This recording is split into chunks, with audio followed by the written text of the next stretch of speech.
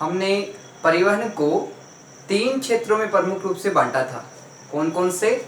स्थल परिवहन, जल परिवहन और वायु परिवहन। परिवहन के प्रमुख रूप से 3 क्षेत्र होते हैं, जिसके तहत हमने सड़क परिवहन की चर्चा है वो पूर्णतः कर ली है। सड़क परिवहन के बाद में जो अपना परिवहन का दूसरा क्षेत्र आता है स्थल परिवहन के अंतर्गत, वो आता है रेल परिवहन। रेल परिवहन की चर्चा हमने प्रीवियस वीडियो में की थी, जिसके अंतर्गत हमने बात की कि जो रेलवे है उसमें गेज है वो अलग अलग प्रकार के पाए जाते हैं। यानी जो रेलवे की लाइनें हैं उनमें अंतर देखने को मिलता है। कुछ तो रेलवे की लाइनें हैं वो काफ़ी छोटी है और कुछ जो रेलवे की लाइनें हैं वो काफ़ी बड़ी देखने को प्रमुखतः मिलती है। तो जो बड़ी लाइन है उनको तो ब्रॉड गेज कहा जाता है और जो छोटी लाइन है उनको मीटर गेज कहा जाता है। अब इसी आधार पे हम आज चर्चा करेंगे कि जो रेलवे की जो एक गेज होती है ये प्रमुख रूप से क्या होती है और सामान्यतः हम इसको और अधिक स्पष्ट रूप से कैसे समझ सकते हैं, इसके बारे में हम विस्तार से चर्चा करेंगे, विस्तार से अध्ययन करेंगे। तो सबसे पहले बात है इसमें कि अपने जो ये रेल की पटरियों के जो बीच की दूरी है इनको प्रमुखतः हम किस प्रकार से स्पष्ट कर सकते हैं, इसके बारे में हम विस्तार से चर्चा करेंगे। बात आती है रेलवे गेज। रेलवे गेज जो रेल की जो पटरियां होती है, अपनी रेल के जो पटरियां होती है उसके बीच की जो दूरी होती है वो प्रमुखतः क्या है कि रेलवे गेज के नाम से जानी जाती है। इसके बारे में विस्तार से चर्चा करेंगे। बात आती है किसी रेल मार्ग पर 2 पटरियों के बीच के मध्य की दूरी, रेलवे गेज जिसे कहते हैं। किसी रेल मार्ग के में 2 पटरियों के बीच की जो दूरी होती है, ये जो बीच की दूरी है यहाँ पे, ये क्या कहलाती है? रेलवे गेज कहलाती है। क्या कहलाती है? रेलवे गेज कहलाती है। कहीं पे ये दूरी है पटरियों के बीच की, ये हमें अधिक देखने को मिलती है और कुछ स्थानों पे क्या है कि हमें ये दूरी है वो कम देखने को मिलती है। तो प्रमुखतः एक बात स्पष्ट होगी कि रेलवे गेज क्या है कि किसी रेल मार्ग में 2 पटरियों के बीच की जो दूरी होती है उसे रेलवे गेज है वो कहा जाता है। बात आती है कि मानक गेज या स्टैंडर्ड गेज है। मानक गेज या स्टैंडर्ड जो गेज है उसके बीच की पटरियों के बीच की दूरी है वो सामान्यतः कितनी होती है? तो ध्यान रखना, मानक गेज या स्टैंडर्ड गेज है वो रेलवे की बड़ी लाइन होती है। क्या होती है? रेलवे की बड़ी लाइन होती है और इन दोनों पटरियों के बीच की जो दूरी होती है इनकी, वो होती है 2 पटरियों के बीच के मध्य की दूरी 4 फीट 8.5 इंच। कितनी होती है? 4 फीट 8.5 इंच होती है।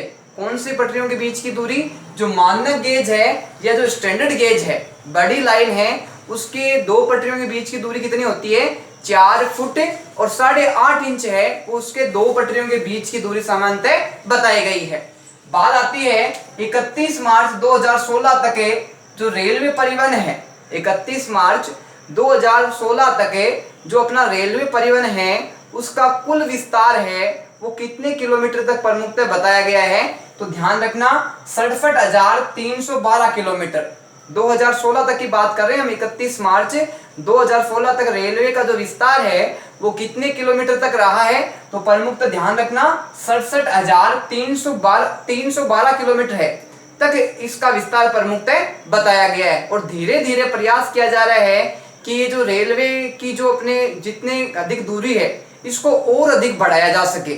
और बढ़ाने के साथ साथ क्या है कि जो ये रेलवे की जो रेल की अपनी गति होती है, स्पीड, इसको और अधिक बढ़ाया जा सके ताकि कम समय में और कम खर्चे में अधिक दूरी तक है वो जल्द और शीघ्र पहुंचा जा सके। बात आती है कि कुल रेलवे स्टेशनों की संख्या है वो इस टाइम तक कितनी थी? तो ध्यान रखना 7,133 है वो कुल रेलवे स्टेशन है वो 31 मार्च 2016 तक लगभग बताए गए हैं। तो इस प्रकार से हमने बात की कि जो रेलवे परिवहन है वो एक प्रकार से यातायात की दृष्टि से और सामान्य जो मालगाड़ियों द्वारा एक स्थान दूसरे स्थान में पहुंचता है उसकी दृष्टि से रेलवे परिवहन का एक विशेष महत्व है। और ये बस परिवहन की तुलना में जो रेलवे परिवहन है वो काफ़ी सुगम है, काफ़ी सरल है, काफ़ी सस्ता और काफ़ी आरामदायक है वो रेल का परिवहन का सफर होता है। और विभिन्न प्रकार की सुविधाओं के दृष्टि से भी देखा जाए तो सड़क परिवहन पे जो बसें हैं उसकी तुलना में रेल परिवहन है उसका काफी अधिक महत्व है और आरामदायक सफर है वो रेलवे का हम प्रमुख रूप से कह सकते हैं। बात आती है कि रेलवे से संबंधित कुछ सुविधाएं हैं जो हमको मिलती है, चाहे वो यातायात के रूप में हो, चाहे मालगाड़ियों के द्वारा एक स्थान से दूसरे स्थान पर भारी मात्रा में सामान पहुंचाने की स्थिति हो। दोनों में क्या है कि रेलवे की जो रेल है और जो मालगाड़ियां हैं उनकी विशेष महत्वपूर्ण भूमिका रहती है। लेकिन हम देखते हैं जहाँ कुछ सुविधाएं मिलती है, जहाँ कुछ हमें सरलता मिलती है, जहाँ कुछ अपन को आरामदायक स्थिति मिलती है, वहाँ हम देखते हैं कि रेल में कुछ समस्याएं भी है जिसका सामना है वो आए दिन रेलवे विभाग को करना पड़ता है, आमजन को करना पड़ता है। और रेल है परिवहन है वो कई बार काफी अधिक नुकसान पहुंच जाता है, काफी अधिक घाटा उसको उठाना पड़ता है, क्योंकि प्रमुखतः क्या है कि रेल से संबंधित विभिन्न घटनाएं हैं वो प्रमुख रूप से देखने को मिलती है जिसका रेल विभाग को बहुत अधिक नुकसान है वो उठाना पड़ता है, उसकी भरपाई करना बहुत अधिक मुश्किल है, कई बार हो जाता है। तो हम बात करेंगे कि रेलवे की जो प्रमुख समस्याएं हैं वो प्रमुख समस्याएं कौन कौन सी है, इसके बारे में विस्तार से अध्ययन करेंगे, विस्तार से चर्चा करेंगे। बात आती है सुरक्षा व्यवस्था का अभाव। रेल की जो सुरक्षा व्यवस्था है ये एक प्रमुख सबसे बड़ी समस्या है। हम देखते हैं कि सुरक्षा की दृष्टि से रेल से संबंधित हम देखते हैं कि बहुत अधिक घटनाएं हैं वो आए दिन हमें देखने को मिलती है।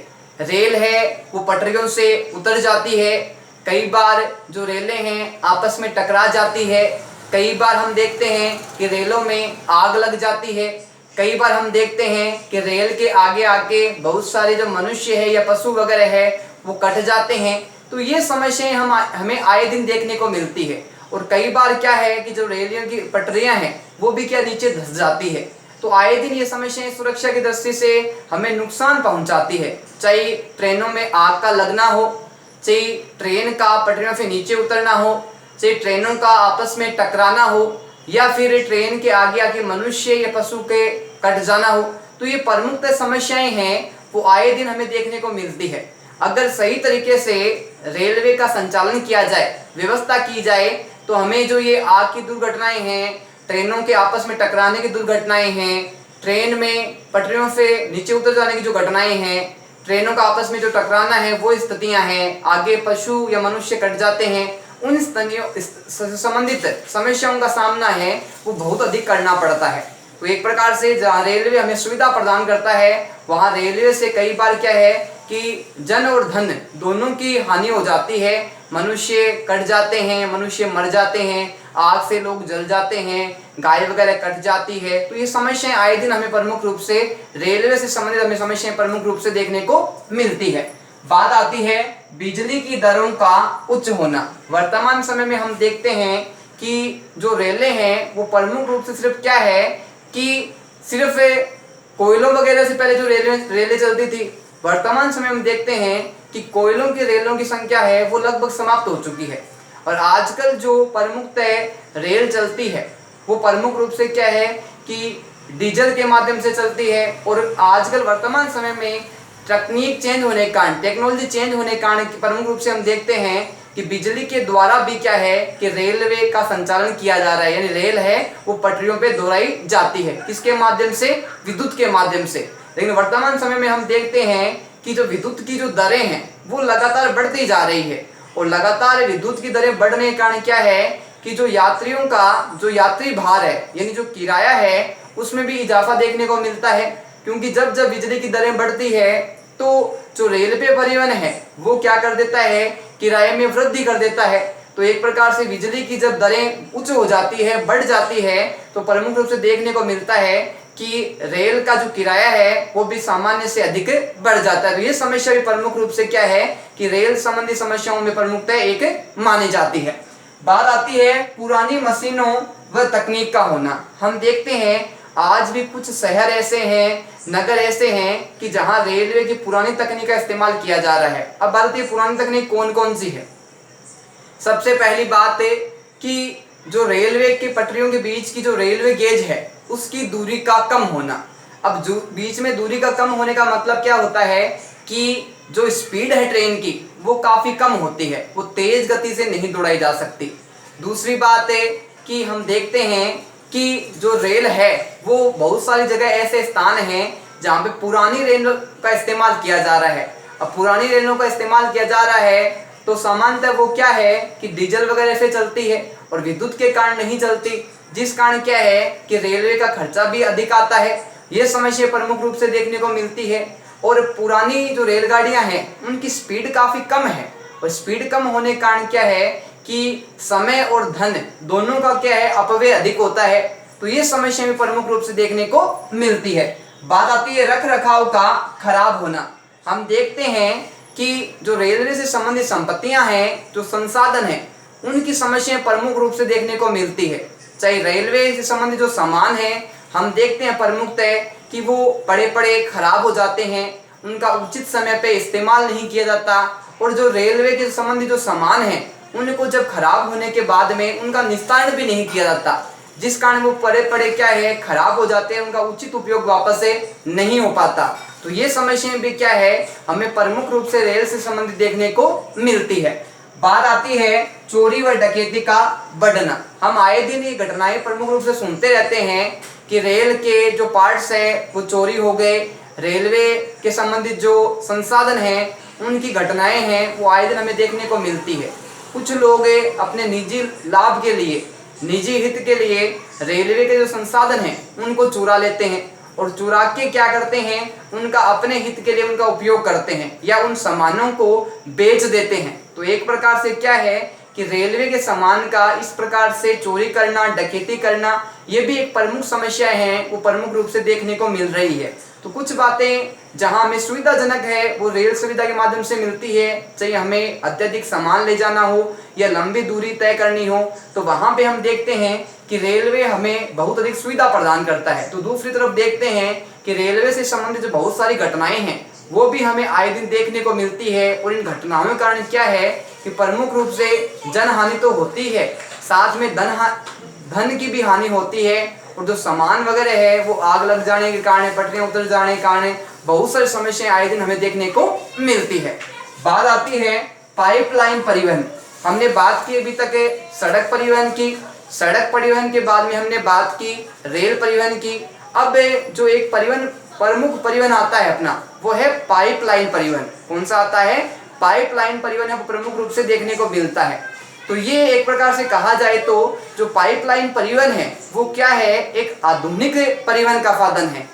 पाइपलाइन परिवहन है, ये पाइपलाइन एक नया परिवहन का साधन है। यानी पहले जहां प्रमुख रूप से क्या है कि हमें सिर्फ सड़क के द्वारा जो बस से संबंधित यातायात है वो अधिक देखने को मिलता था।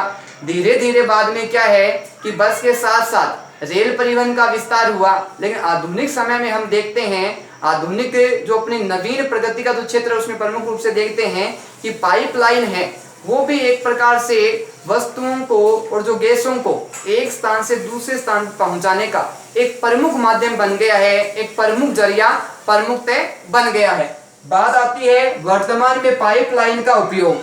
हम देखते हैं कि पहले सिर्फ पाइपलाइन का उपयोग है वो प्रमुखतः पानी को एक स्थान से दूसरे स्थान पे, पानी को एक स्थान से दूसरे स्थान पे पहुंचाने में प्रमुखतः किया जाता था। लेकिन आजकल क्या है कि पाइपलाइन का प्रयोग है वो प्रमुखतः विभिन्न प्रकार के जो अपने अन्य संसाधन हैं उनमें प्रमुख रूप से देखने को मिलता है।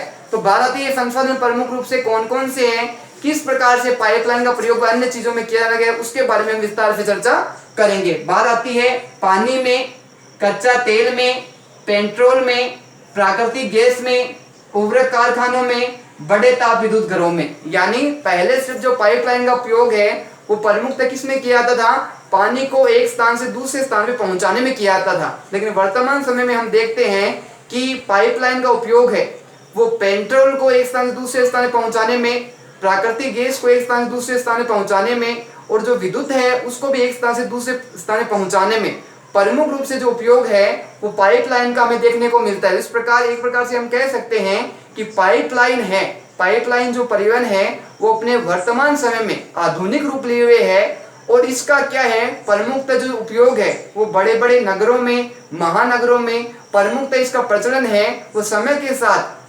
परिस्थितियों के साथ क्या है कि धीरे धीरे अधिक बढ़ता जा रहा है, अधिक अधिक हमें देखने को मिलता जा रहा है।